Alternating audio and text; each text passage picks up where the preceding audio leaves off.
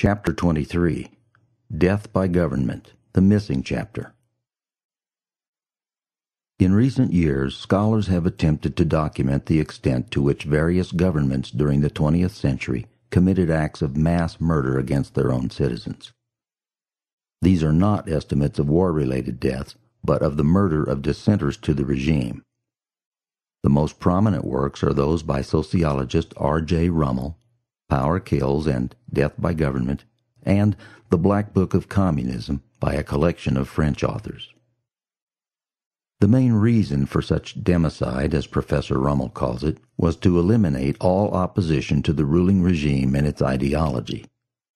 In Russia, the kulaks who resisted collectivization of their property were shot and the others deported, according to the Black Book of Communism.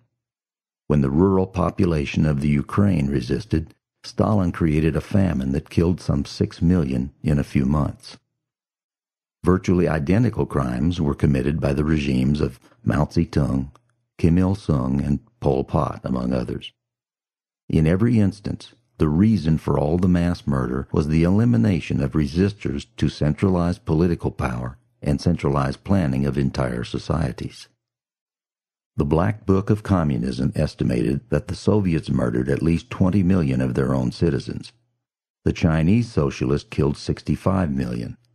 Vietnamese socialists murdered 1 million. The North Koreans killed 2 million. 1 million perished in Eastern Europe, 150,000 in Latin America, 1.7 million in Africa, and 1.5 million in Afghanistan. In addition to this, Professor Rummel included in his estimates 21 million civilians murdered by the Nazi government. In Power Kills, Professor Rummel writes that democidal regimes tend to become even more vicious toward their own people when their political power is co-joined with an absolutist ideology, such as socialism. And when the rulers of such regimes find that the continued existence of a social group is incompatible with their beliefs and goals, their totalitarian power enables them to destroy that group, he writes.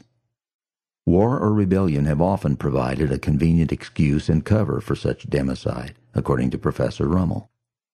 In light of this reasoning, there appears to be a glaring omission in the literature on democide, namely, the 350,000 or more residents of the southern states who perished as a result of the Lincoln regime's invasion and waging of total war on them from 1861 to 1865. Historians have long pegged the number of Southern war deaths at around 300,000, while historian James McPherson estimated that in addition to these war-related deaths, some 50,000 Southern civilians, mostly women and children, were also killed. There are new estimates in the historical literature that claim that the real number may be closer to 450,000.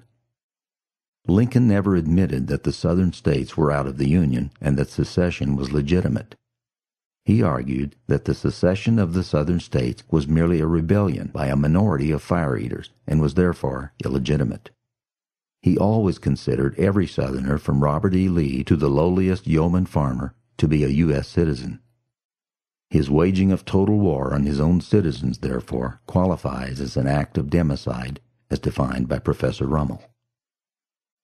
The ideology that Southerners rejected was the mystical and perpetual union, as Lincoln called it, from which there could never be any escape. They believed that the union was voluntary, that the free and independent states were sovereign, and that they had a right to join or not join the union. Lincoln was an uber-nationalist and disagreed, and was willing to use the powers of the state to murder his own citizens by the hundreds of thousands to prove himself right.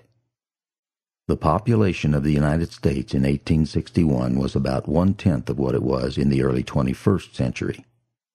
Standardizing for today's population, the number of Southerners who perished as a result of the total war that was waged on them would be the equivalent of 3.5 million deaths.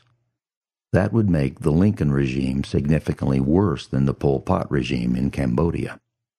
If the new estimates of some 450,000 Southern deaths comes to be accepted, then the Lincoln regime would be more than twice as bad as the Pol Pot and North Korean communists, and 4 times worse than the Vietnamese communists in terms of democide.